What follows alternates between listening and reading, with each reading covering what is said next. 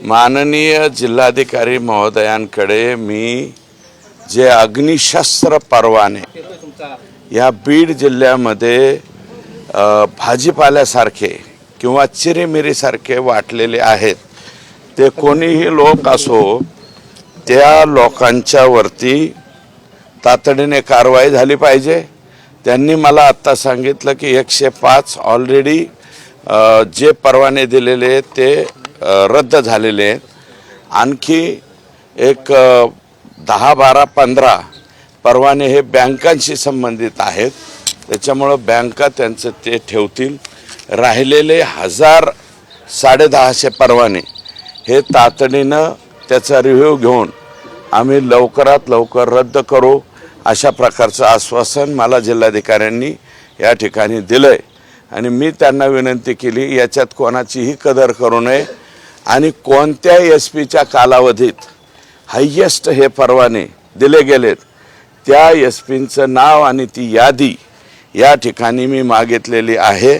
आणि ती मिळाल्याच्या नंतर संबंधित ज्या एसपींनी 300, 350 असं चिरीमिरी काहीतरी घेऊन, मी तर आता स्पष्ट शब्द वापरतो, एसपी सुद्धा जर बंदुका देताना म्हणजे अग्निशस्त्र, मराठी भाषेमध्ये शब्द आहे अग्निशस्त्र, हे अग्निशस्त्र परवाने जर एसपी ऑफिस आणि त्यांच्या खालचे DYSP त्यांचे PI हे असं काहीतरी घेऊन जर परवाने देत असतील तर मला वाटतं महाराष्ट्रामध्ये तुम्ही जे बिहार म्हणता, बिहारच्या पुढचं काबुलिस्तान का काय ते आहे, हे व्हायची पाळी बीड जिल्ह्यामध्ये आली। कोणी उठतोय, कोणी परवाने काढतोय, लग्नात गेलं की वर करून दाखवतोय, कोणी लक्ष्मीपूजनाला ठॉय करतोय, कोणी चौकात उभा राहायला ठॉय करतोय, कोणी धाब्यावर बसला तो पण ठॉय करतोय। तर हे ठॉय जे आहे बीड जिल्ह्यातलं हे लवकरात लवकर जिल्हाधिकाऱ्यांनी संपवावं। पुढच्या 8 ते 15 दिवसाच्या आत जिल्हाधिकाऱ्यांनी याच्यावरती संपूर्ण कारवाई जर नाही केली तर निश्चितपणे मी त्यांना बोलून आलोय की दुर्दैव आहे, ते आमचे मित्र आहेत, परंतु त्यांच्यावरती सुद्धा कारवाई करावी, अशा प्रकारची दुर्दैवी मागणी आम्हाला करायची वेळ येऊन देऊ नये। चिरीमिरी त्याच्याबरोबर तुम्ही म्हणाले की भाजीपाल्यासारखं वाटलेले आहेत, एसपीची चौकशी करावी, शिफारस काही बड्या नेत्यांनी लोकांनी केले त्या संदर्भात ज्या लोकप्रतिनिधींनी शिफारशी केल्या असतील किंवा ज्या लोकप्रतिनिधींनी त्यांचं पद भाड्यानं दिलेलं असेल तर त्यांनी जरी शिफारशी केल्या असतील तर त्याही शिफारशी चेक कराव्यात। शिफारशी ऑन रेकॉर्ड आहेत का ऑफ द रेकॉर्ड आहेत, मग त्या एसपीची चौकशी लागल्याच्या नंतर ते एसपी सांगतील ना कुणाचा फोन आलता। माझा फोन आला असेल ना एखाद्या वेळेस सुरेश धसचा, तर सुरेश धसवरती सुद्धा कारवाई झाली पाहिजे। पण मी एक नम्रपणे सांगतो, माझ्या लाईफमध्ये मी स्वतःलाच ते बंदूक मागितलेले नाही, तर मी इतरांना कोणाला द्यायला, माझ्याकडे यायचे लाडा बरेच जण आलते, मला पिस्तूल पाहिजे मी उठीतून मी माझ्या आयुष्यामध्ये 2 का काय शिफारशी केलेल्या आहेत, त्या बी 12 बोरच्या। एक शिराळ हे गाव आहे, तिथे एक डॉक्टर होते, त्यांचा मृत्यू त्यांच्याच भावकीतल्या लोकांनी डोक्यात दगड घालून केला होता, तर त्याच्या वडिलांना मी एक बंदूक मिळवून दिलती आणि आणखी एक कोणती तर माझ्या लक्षात नाही, पण ते 12 बोरचं लायसन एखाद्या लांब वस्तीवरती कुटुंब राहते आणि त्याला जंगली श्वापदांचा काही भीती वाटते म्हणून ती एक परवानगी मी दिलती। 2 पण लायसन्सचे रिव्हॉल्वर तुम्ही पकडू शकता, इलिगल वेपन्स त्याच्यापेक्षा 4 पटीने 5 पटीने आहेत, त्याच्यासाठी काय मोहीम केली पाहिजे? कारण अनेक लोकांचे सोशल मीडियाला फोटो आहेत, त्यांचे लायसन्सच नाहीत, पण त्यांच्या नवीन एसपी आलेले आहेत, त्यांनी याच्यावरती कारवाई चालू केली आहे असं मला वाटतं। जे लोक हे असे मीडियावरती असे ठॉय या असले जे फोटो काढतायत, ज्यांच्यावरती 307 किंवा दखलपात्र गुन्हे आहेत, अशा दखलपात्र गुन्ह्यावरती त्यांनी कारवाई चालू केली। अतिशय त्या बाबतीमध्ये आनंदाची बाब आहे आणि त्यांनी ह्या कारवाया लवकरात लवकर कराव्यात अशा प्रकारची माझी सुद्धा विनंती आहे। महिला आयोगाच्या अध्यक्षा रुपाली भाजीपाल्यासारखं वाटले भाजीपाल्यासारखं वाटलंय का चणे फुटाण्यासारखं वाटलंय? परळीमध्ये जास्त संख्या. मग संख्या परळीमध्ये जास्त आहेत म्हणजे मग कोण? आका आणि आका के आका यांच्याशिवाय काय झालंय? हे जे इतकं भयानक झालेलं आहे बीड जिल्ह्यामध्ये की तुम्ही 1200 आणि 1300 मी सभागृहात म्हणलोय मुंबईत सुद्धा एवढे परवाने नसतील, मग इथं कसं काय एवढे परवाने मिळाले? आणि तुम्हालाच का परवाने लागतात? कशासाठी लागतात? राख्याचे धंदे करायसाठी पिस्तोल लागतात का? अहो राख्याच्या धंद्याचे काही पुरावे आहेत माझ्याकडं, तुम्ही जर बघितले तर ते फार भयानक आहे. तुम्ही दाखवा म्हणले तर दाखवतो मी, माझ्याकडे काही पुरावे आलेत. तर हे जे पिस्तोल प्रकरण आहे पुढच्या 15 दिवसामध्ये माननीय जिल्हाधिकारी आणि जिल्हाधिकाऱ्यांच्या वरती आमचा विश्वास आहे, ते तातडीनं करतील. आणि राज्याच्या मुख्यमंत्र्यांना माझी विनंती आहे की जे प्रॉपर्टी अटॅचमेंट ही जे ऑर्डर केलेली आहे साहेबांनी ती अजिबात थांबू नये, फार स्पीडनी ते अटॅचमेंट झाली पाहिजे. म्हणजे आकांच्या बरोबर कोणाची प्रॉपर्टी आहे हे सुद्धा उघड होईल. पण आतापर्यंत काही माहिती तुम्हाला दिली आहे का की इतक्या इतक्या प्रॉपर्टी जप्त केलेल्या आहेत? कारण तिसरा दिवस आहे आम्हाला हे बघा कोर्टाचा आदेश आलेला आहे का? अजून त्याच्यामध्ये टेक्निकली काही प्रॉब्लेम्स असतील. तुम्ही ज्या वायुयोगाने पळायचं म्हणता, काही म्हणजे कायदेशीर बाबी ज्या आहेत त्या कायदेशीर बाबी तपासल्याशिवाय याच्यामध्ये लगेच्या लगे फार गोष्टी होत नसतात. थोडा धीरे चलो, पण लेट बट थेट म्हणजे एसटी महामंडळ असते बरं का. पुढे चरित्र हनन केलं जात असल्याची तक्रार महिला आयोगाकडे करण्यात आलेली आहे. कृपया तो विषय संपलेला आहे. जर आपण तो विषय बोलणार असाल तर मग माझी विनंती कृपया हे बघा, जे काही झालेलं आहे त्याला मी सामोरं जायला तयार आहे. आणि मला वाटतं माझी बाजू अनेकांनी त्या ठिकाणी मांडलेले.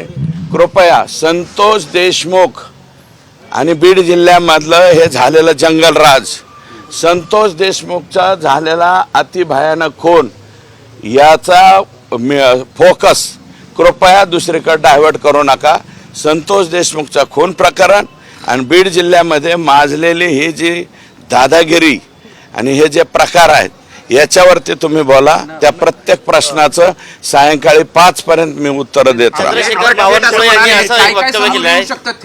काय समोर येऊ शकतं? जे थेट बाहेर येईल ते स्वीकारणार आहेत. आणि राज्याचे मुख्यमंत्री आहेत, ते राज्याच्या मुख्यमंत्र्यांना जेवढं कळतं तेवढं आम्हाला कळतं असं आम्ही म्हणू शकत नाहीत. का राज्याच्या मुख्यमंत्र्यांनी प्रॉपर्टीचा अटॅचमेंट चा निर्णय घेतलाय? कारण ही प्रॉपर्टी ही लाखात नाहीये, हजारात नाहीये, ही करोडमध्ये आहे, कोट्यवधी रुपयामध्ये त्या ठिकाणी ही प्रॉपर्टी आहे असं मला वाटतं. मी स्वतःच दाखवलेल्या प्रॉपर्टी आहेत. सिमरी, पारगाव, हे इथलं रसाळ म्हणून लोक होते, इथं मांजरसुंब्याला, ते दिघोळ जे तिथं आहे. आणि एक 3-4 अकाउंट आहेत, ते अकाउंट मी सांगतो संध्याकाळपर्यंत किंवा उद्या सकाळपर्यंत. 3-4-5 अकाउंटवरूनच सगळे पैसे दर महिन्याचं ट्रान्झॅक्शन हे झालेलं आहे. कोणाकोणाला झालेलं आहे, काय झालेलं आहे, ह्यातले कोण कोण लोक आहेत जे सतत पगारदार नोकर आहेत का काय आहेत का कोणत्या वेगळ्या प्रकाराला हे पैसे जात होते आणि ते अकाउंटवरून गेलेले आहेत. ते अकाउंट नंबर, नावं, माणसं हे सगळं आता मी त्या ठिकाणी सांगतो. अण्णा, काल रात्रीपासून त्यांना अटक झाली वाल्मिक कराडला अशी चर्चा होती. त्याच्यानंतर पुन्हा सीआयडीने जाहीर केलं की त्यांना अटक किंवा ताब्यात घेण्यात. अशा प्रकारचा संभ्रम हे बघा मीडियामध्ये असं काय आलं. मी तर मला ज्यावेळेस कळालं, रात्री पण फोन आला तर मी त्याच्यावरती काही बोललो नाही. आज सकाळपासून सुद्धा काही माध्यमं माझ्याकडे आलती, तर मी त्यांना विनम्रपणे विनंती केली की बाबा मी बोलेल तर सगळ्यांच्या समोर बोलेल. एका माध्यमाला बोललं तर बाकीची माध्यमं पण नाराज होतात. आणि जोपर्यंत कन्फर्म माहिती CID कडनं येत नाही तोपर्यंत आका आतमध्ये गेले आहेत का नाही मी हे सांगणार नाही. चंद्रशेखर बावनकुळे आहेत बरं, त्यांनी जे एक तपास वक्तव्य सुरू असं आहे, केलेलं आहे जे की तपास सुरू आहे, तपासामध्ये त्याच्यावर बाधा येईल तुम्ही असं समाधानी आहात का वक्तव्य पण? कुणी करू नये. समाधानी आहात का अजिबात तुम्ही? माझे ते नेते आहेत चंद्रशेखर बावनकुळे साहेब, आमचे प्रदेशाध्यक्ष आहेत, राज्याचे महसूल मंत्री आहेत, माझे ते नेते आहेत. ते जे म्हणाले त्याप्रमाणे कुठल्याही बाबतीत अडथळा आम्ही आणणार नाही. आणि एकंदरीत जो तपास चाललाय, सगळ्या गोष्टी तुमच्या समोर दररोज येत आहेत, अपडेट होत आहेत, तुम्ही समाधानी आहात का तपासावर? काय 100% समाधानी आहे. फार यंत्रणा माननीय मुख्यमंत्री महोदयांनी अक्षरशः स्पीडअप म्हणजे 150, 200, 250चं स्पीड जे म्हणता आपण तेवढ्या स्पीडने लावलेली आहे. आणि मी अगोदरच म्हणलंय की बकरी की माँ कब तक दुआ मागेंगी. दुआ फार दिवस चालत नसती, दुआ अर्ध्यातच सुटणार आहे. आणि मला असं वाटतं आका आणि त्यांचे आका यांच्यामध्ये द्वंद्व चालल्यावाने दिसतंय. हजर व्हावा का नाही, व्हावा का नाही, व्हावा का नाही, असं काहीतरी चालल्यावाने दिसतं. मला माहिती आहे ते. दोन महिला या आहेत प्रकरणापासून त्याच्यावर लक्ष विचलित होऊ नये असं कोणीही बोलू नये किंवा विषय डायव्हर्ट करण्याचे प्रयत्न मी डायव्हर्ट करतच नाहीये. कोणी करत नाही. मी- आपल्या पक्षातले सगळेच नेते जे आहेत ते तुमच्याच वरती बोलतायत, ते तुम्हाला माझ्यावरती कोणीही नेते बोललेले नाहीत. तुम्ही जे आहेत ते माय फोकस संतोष देशमुख, बीड जिल्ह्यातला अतिभयान चाललेला भ्रष्टाचार, वाळूवाले बंद झालेत, आता राखेवाले सुद्धा बंद झाले. दाऊदपूर नावाचं गाव आहे, दाऊदपूर, तिथं दीपक मुंडे, अजय मुंडे हे चुलत भाऊ आहेत स्वतः. कोणाचे चुलत भाऊ आहेत तेवढं तुम्ही तपासून घ्या. सायस मुंडे, गणेश मुंडे, समाधान बिडगर, मुन्ना जयस्वाल, दत्ता कराड हे सगळी मंडळी हे दाऊदपूर आणि त्या परिसरामध्ये हजारो टिप्पर दररोज तिथून उपसा त्या ठिकाणी करतात बरं का, मोठ्या प्रमाणामध्ये. आणि एक नाही दोन नाही बरं का, एक नाही दोन नाही तर तिथं हजारो टिप्पर हे रात्रीच्या अशा पद्धतीनं दिसत असेल तर मी तुम्हाला देतो. हे 150 गुंड घेऊन कोण लोक येतात यांचे लोकेशन तपासा बरं का. हे देणार आहे SP साहेबांना मी. गुंड येणार 150, 4 अधिकारी असते ड्युटीवरती. आणि इथले परळीचे पोलीसवाले आजपर्यंत गुन्हासुद्धा दाखल करून घेत नव्हते. जेव्हापासून या प्रकरणाच्या विरोधात मी बोलायला लागलो तर पहिला गुन्हा दाखल झाला आहे. अहो, परळी शहरातल्या शेजारचे जे गाव आहे वडगाव, ढोक काय जे गावं आहेत, वडगाव नावाचं एक गाव आहे, त्या गावामध्ये म्हणजे आपण हरळसुद्धा उगत नाही यांच्या प्रतापामुळं. आणि तुम्ही माझ्याकडं एवढे बूम जे समोर ठेवलेत ना, एकदा 2 गावांना भेट देऊन या. एक ते वडगाव, ते दाऊदपूर आणि ते थर्मल. आणि परळी शहरामध्ये श्वसनाचे आणि त्वचेचे आजार किती लोकांना झालेत.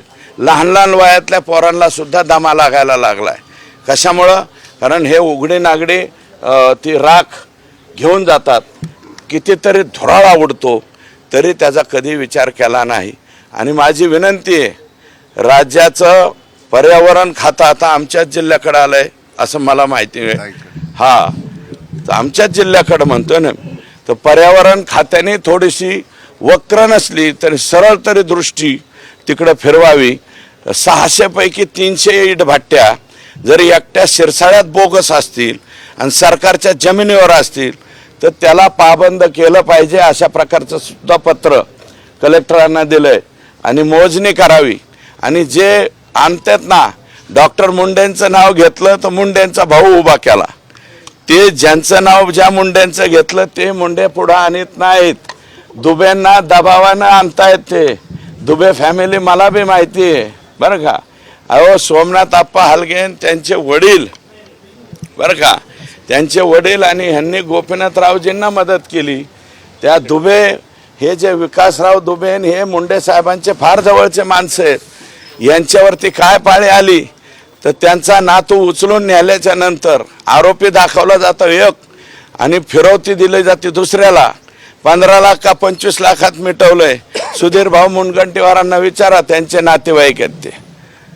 आणि इथं योगेश म्हणून एक पोरगा आहे त्यांचा नातेवाईक, त्याला विचारा बीड मधला, त्याचा फोन नंबर देतो. सीआयडीने 2 महिलांवर मागच्या 2 दिवसापासून जबरदस्त नजर ठेवली. काल एक महिला केजमध्ये दिवसभर बसून ठेवली होती. हा त्यांचा तपास, ऐका, तपासाचा भाग आहे. सीआयडीने कोणाला तपासाला बोलव, कोणाला नाही बोलवायला मी काय म्हणजे वरचा हे आहे काय कोणी ब्रह्मदेव वगैरे, तसं नाही. त्यांच्या पद्धतीने सीआयडी तपास करेल.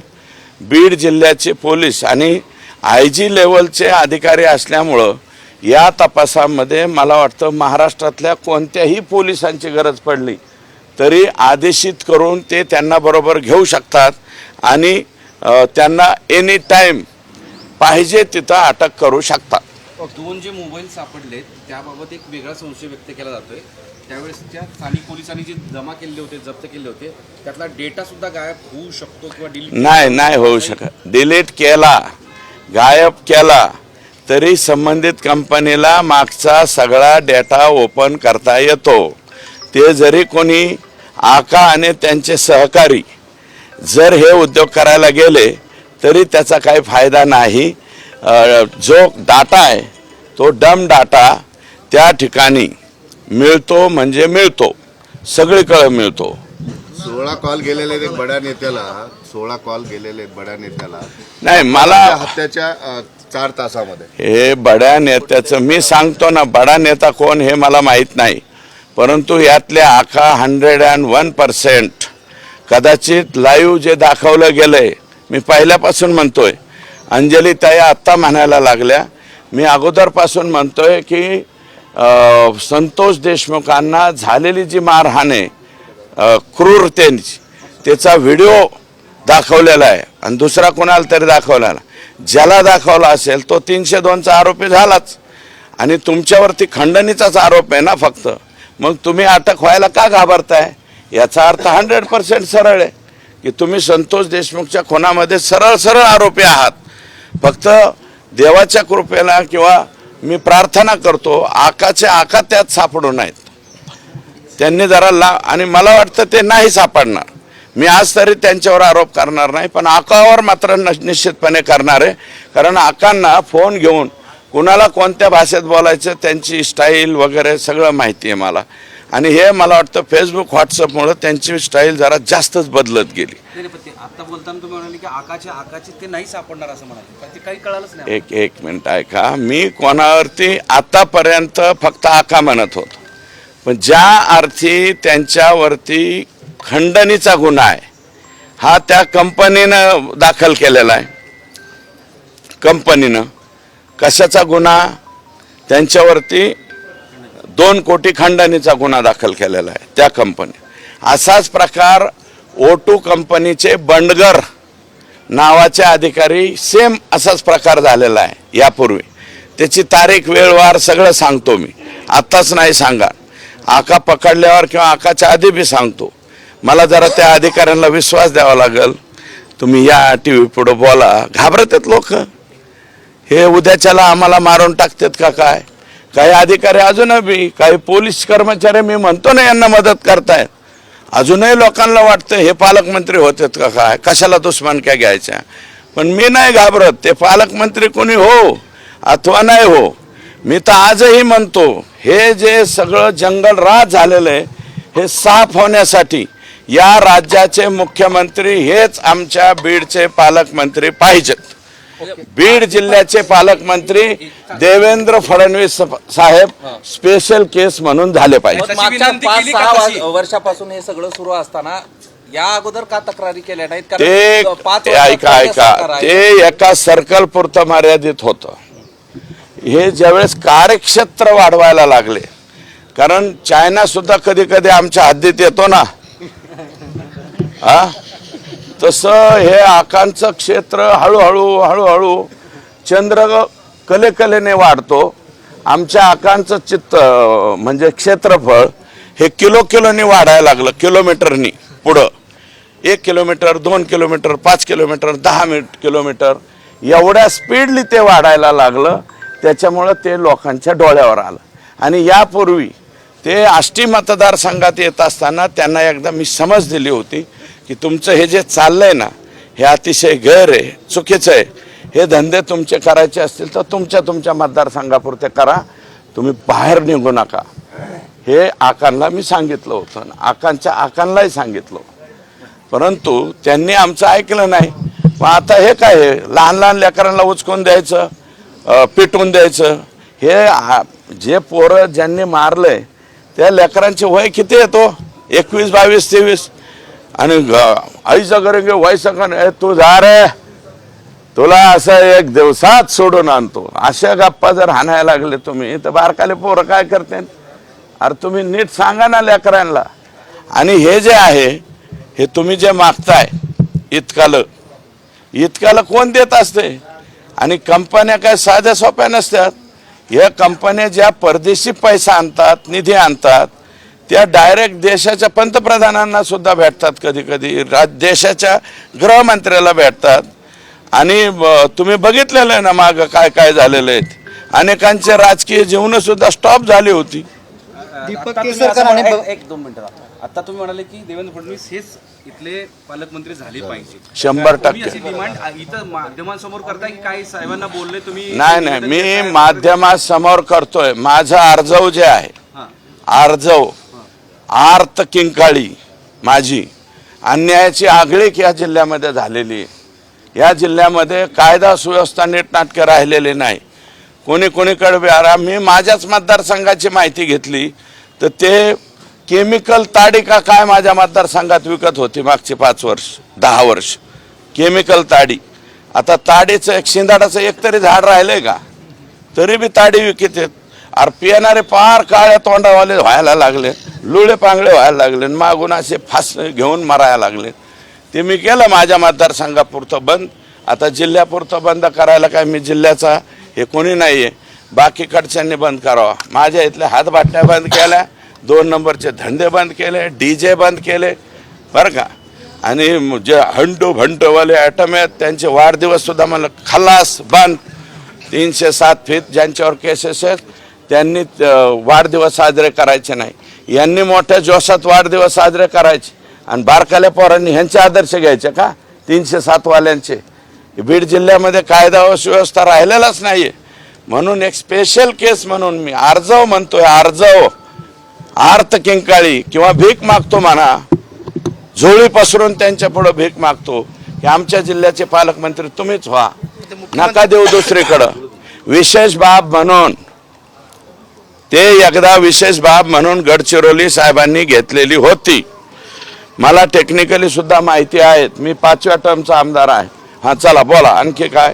दीपक केसरकर आणि बबन तायवाडे बोलले की धनंजय मुंडे ओबीसी नेते असल्यामुळे त्यांना टार्गेट केलं जाते. कोण? बबनराव तायवाडे आणि दीपक केसरकर दोघे मिळून असं बोलले. मला नाही उत्तर द्यायचं. चला ह्याच्यात कुठं ओबीसी काय आणला हो? माणूस गेलं कोणतं? अरे बाबा ओबीसीचं जरी गेलं असतं तरी आम्ही असंच बोललो असतो. इतक्याच पोटतिडकीने आम्ही हा प्रश्न मांडला. कुणाला पटतंय? कोणत्या ओबीसीला पटतंय का? काय दीपक केसरकर तायवाडे साहेब कुठले तायवाडे? हा तिथं लय मोठा झेंडा लावलेला आहे. चला. देश विदेशातील प्रत्येक घडामोडींचे लाईव्ह अपडेट मिळवण्यासाठी आता साम टीव्हीच्या सर्व सोशल मीडिया प्लॅटफॉर्मला लाईक, फॉलो आणि सबस्क्राईब करा.